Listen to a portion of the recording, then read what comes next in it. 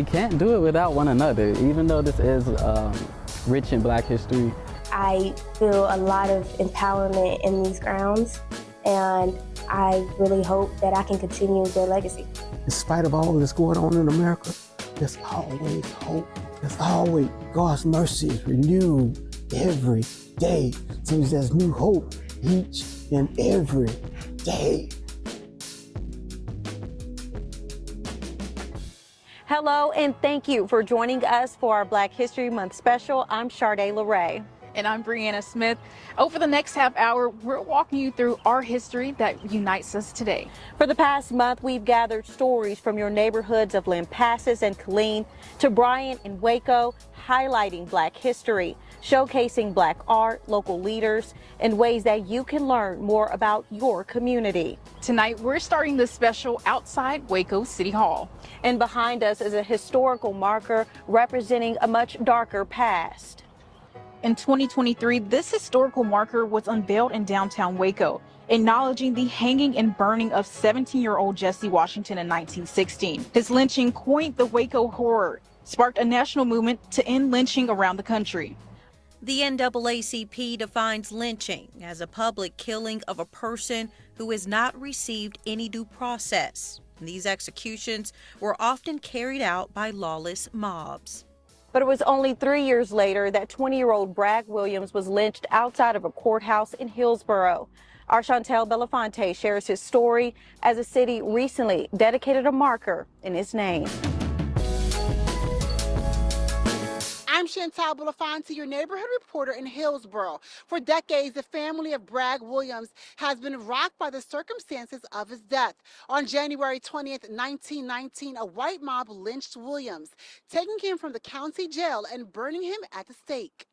This was a secret that had to be kept. It's a secret so sacred that it was untold for decades. At a young age, Letha Young and her sister Crady Johnson were told by their grandmother that their uncle Bragg Williams died in a lynching. But years later, the sisters discovered their uncle had actually been burned at a stake by a violent white mob on January 20th, 1919. So when they left, they took the secret with them. Even though I know my grandmother had to know something. She had to know something, because you don't leave a body hanging all day long and nobody ever see it. They said he had killed this lady and her son, but the details she never got. Bragg Williams was accused of murdering Annie Wells and her son Curtis and burning down their house. He was put on trial, convicted, and scheduled to be lynched, but his lawyers appealed the case. That's when a white mob broke the jail door and seized Williams. Williams' mother traveled from Itasca to Hillsborough to talk to him. She walked here. And she heard he was in jail. This is talking to him, and they wouldn't let her. So she never got a chance to talk to him. Freelance journalist E.R. Bills has been researching the Williams case for years. He didn't appear to seem to understand what was happening during the trial. You know, he wasn't. In fact, when they announced the guilty verdict, he laughed. He didn't understand. And it wasn't in a snideful or taunting way. A few years ago, the sisters were contacted by a family member saying Bills wanted to connect with them about their uncle. He helped the family find the truth they've been looking to find for so long. Would you happen to know when your grandmother packed everyone else up and said, you know, we're leaving as a family? Was it right after, or? I think it was probably right after. Right after. When they left this area, my grandmother probably told them, you do not tell anybody, because if they did that to him, why wouldn't they do it to the rest of the kids? The family tells me the marker is a piece of history for their family, especially their grandmother, longed to see before her death. And I believe in confronting this. We gave Uncle Bragg, we gave my grandmother, my grandfather, our mothers, our uncles, our aunts, we gave them closure that they never could have gotten for themselves. Johnson and Young tell me their family is now complete after learning more about Bragg Williams. I'm Chantal Belafonte reporting in Hillsborough. 11 years before Jesse Washington's death, a mob broke into the Waco jail and took 20-year-old St. Majors to the nearby Washington Avenue Bridge, where they hung him. Between 1860 and 1922, there were 43 lynchings documented right here in Waco. These lynchings getting the attention of the newly formed NAACP, which led to anti-lynching laws in our country. I'm Allison Hill, your neighborhood reporter in Lampasas. I'm in front of what was once known as the Colored School in our community. I sat down with a former student to hear stories of struggles and pride, which turned this school into a historical symbol in our community. We didn't know any other school, so it was great. Gary Milligan's path of education, starting at a colored school, then moving to Lampasas Public Integrated Schools, before eventually graduating from Texas A&M University. I sat down with the lifelong Lampasas resident to find out more about where his story all started. It was a big transition between being in the school that had first grade in one row, second grade to third row, fourth grade, and on up. And it would be maybe 5 students in each one. We had heard about other schools having conflict. There was a black and white situation, but it wasn't at all like that here. I was either in the first or second grade, so it wasn't any big deal to me, you know. And that we would just go into a bigger school, you know, and we would see all the people, our neighbors. I also heard from other former students in letters from Clementine Walker and Patricia Hatch, looking back on their time at the colored school and the transition. Clementine describes the school as a one-room schoolhouse. Although she says they had to make do with less educational resources, she was a proud graduate in the class of 1954. Patricia moved to the Lampasas Integrated School in 4th grade, writing, quote, "This was my first experience of being in a self-contained classroom of same-aged peers that didn't look like me. But as all three say, the school still stands as a link to a collective past that was full of adversity and challenge, but also joy, determination, and preservation." We're still friends today. You know, most of the people stayed around Lampasas live here. And so it's come a long way. It's come a very long way. And people change. In Lampasas, I'm your neighborhood reporter, Allison Hill. In spite of all that's going on in America, there's always hope. There's always, God's mercy is renewed every day. So there's new hope each and every day. Right across the street from the Colored School in Lampasas is the New Hope Baptist Church. It was founded in 1869 during Reconstruction by formerly enslaved residents. Originally known as the Colored Church of Lampasas, today the pastor is working to preserve its history for future generations. It should be a monument. And don't just make it a building, but people, open the doors.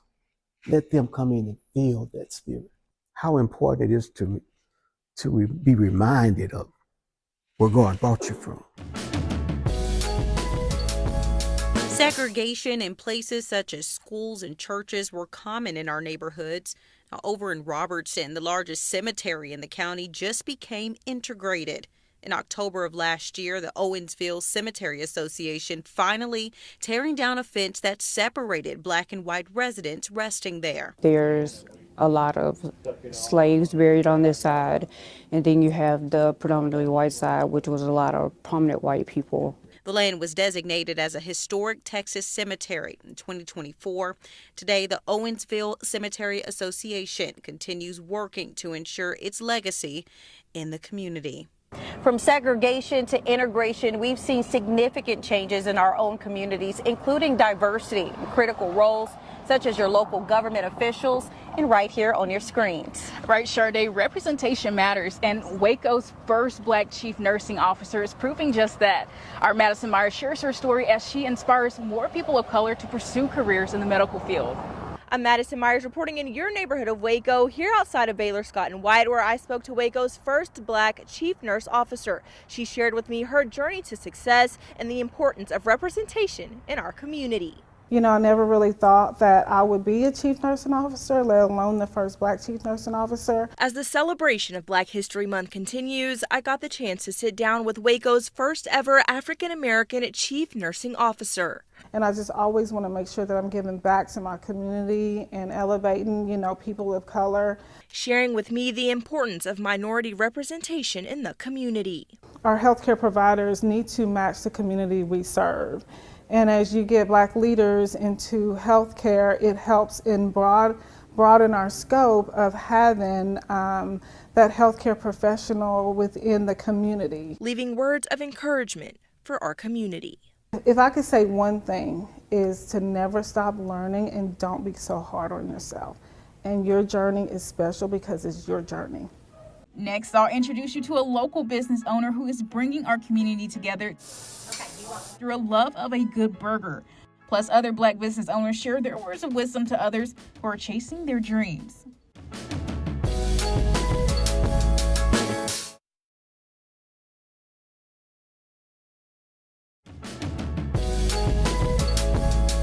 Growing up and having dreams of being a doctor or a professional musician seems like shooting for the stars. And seeing someone who looks like us in those particular roles can make a very big difference at a very early age. Females make up only, a little less than 13% of police officers across the 18,000 police agencies around this country, and we make up about 3% of police chiefs. A lot of people have come at me for no other reason than me being a female and a person of color. You talk about Black history. I am Black history. There will be no one to follow me that will stand in my footsteps or walk in them. When you are the first, there is a price to pay for the next generation of leaders that will follow you. While covering stories during my time here, it was so nice to see so many Black business owners making marks on our neighborhoods as well. Yes, you're right, Brianna. The spirit of Black entrepreneurship is alive and well in both Central Texas and the Brazos Valley. And if you're looking to start up your own business, you may face challenges, but here are some words of encouragement. It is very important for us to be visible and show who we are, show out the pride about ourselves and the pride about our businesses. There are going to be challenges along the way, but that's a part of being an entrepreneur, is figuring out how to overcome those challenges. It's okay to fail, but start all over, get up and do it again. It's not going to be easy. It's not going to be simple. What it's going to be is going to be rewarding. In the Brazos Valley, Tex Miller's Hamburgers in Cameron is almost 100 years old and under new ownership. In 2020, Gwendolyn Howard started off as a cook at Tex Miller's Hamburgers in Cameron. I would come in and chop the vegetables, roll the balls, do everything. Little did she know, in a few years, she'd become owner. My daughter-in-law, mother owned it, which is Miss Sandy Terry. She perished in a house fire in 2020. My daughter-in-law reopened it in 2020, and she ran it for 1 year. And it was crazy because around Christmas, she said, out of the blue, I'm gonna give you Tex Miller's. You want mayonnaise mustard? Since then, she's been continuing the restaurant's legacy, dating back to 1937. Takes good people to bring good food, and I socialize with my customers. I joke with them. 40. You need 40? No. I try to make them feel welcomed. But owning the place hasn't come without challenges. I have faced racism. I have faced on both from everybody, not just one race, from all races. I have faced it. But she tells me she owes her success, from her awards to her visitors to God. All over. We have had them as far as China. Just had a group of kids from Colorado. Can I get a picture? You also take pictures of them as well. And sometimes you're in the picture as well. They be like, well, I'm not gonna take the picture unless you in there. But most importantly, my journey here in Cameron haven't always been easy. I'm not from here. That's the number one. And it makes me feel like Now you see me. You know, I was accused of being angry, mean, ugly, but now they see me. Stay with us. We'll be walking through our neighborhood, taking a look at local art made especially to celebrate Black culture and history and its significance to our community.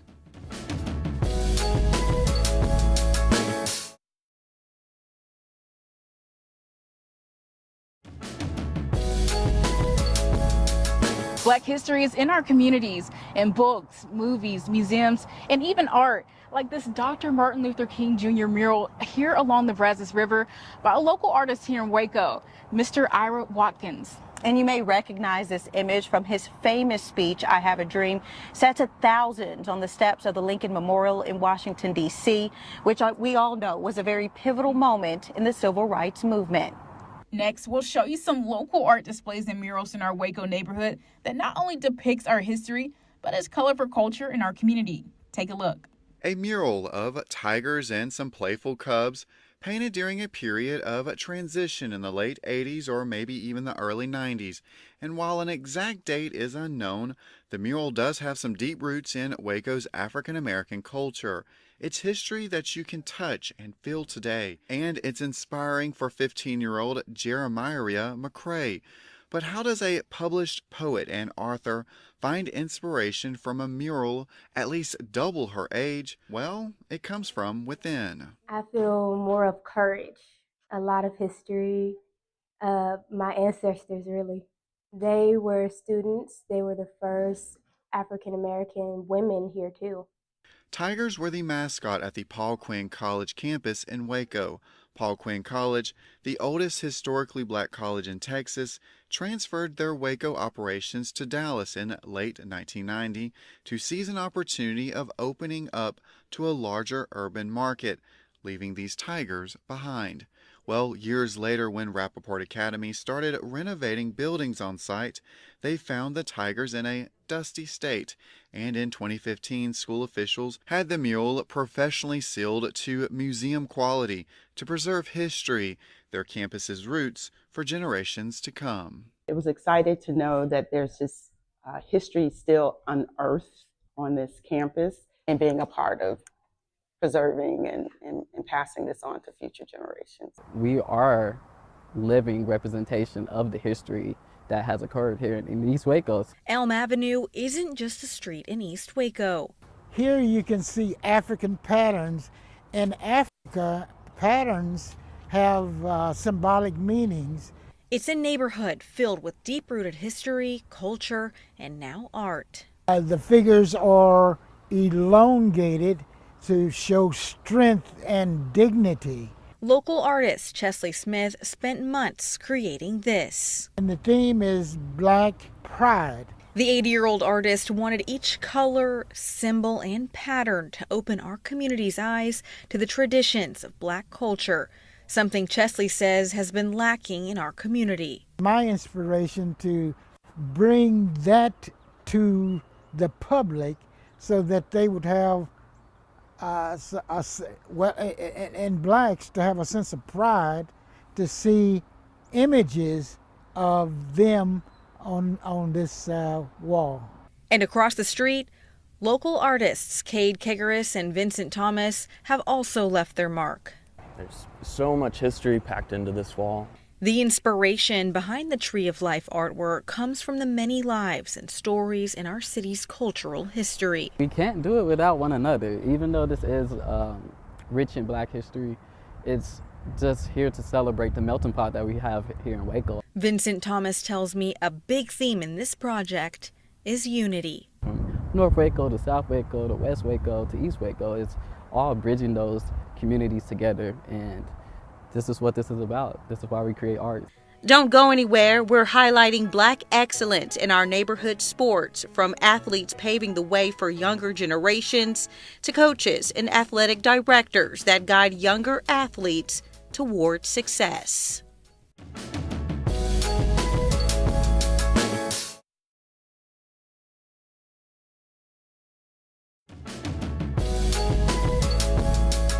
This month, our communities are highlighting Black representation in all aspects of life, education, and careers. A Falls County church honored several coaches for their years of dedication to our children in sports, sharing how faith, family, and life lessons shaped their success.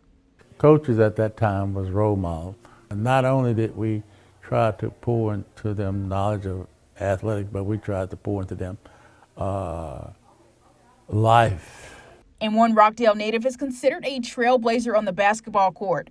Elizabeth Galloway McQuitter advocates for equality in sports and is a living testimony for what's possible for Black women in athletics. Title IX came in 1972 when I was still in high school here, but it did give us that opportunity to earn scholarships. I left Temple Junior College and was recruited by Dan Ayala, my coach at UNLV, Nevada, Las Vegas. After, she joined the Chicago Hustle in the Women's Professional Basketball League. We were the first women's professional basketball league in the United States. During the 70s, you understand we're changing not just the sports landscape, it's bigger than that. We're changing the social landscape, watching women play sports, professional basketball. We're ending our special tonight right here at the Doris Miller Memorial. Someone who is recognized as a hero, not just here at home, but across our country. You can learn about him and look at all of our Black History Month stories right now on our website. Head over to KXXV.com and you can search on the top menu bar for our Black History Month tab or by scanning this QR code here on your screen. And once again, thank you for tuning into our Black History Month special. I'm Sharday LeRae. And I'm Brianna Smith. Take care and good night.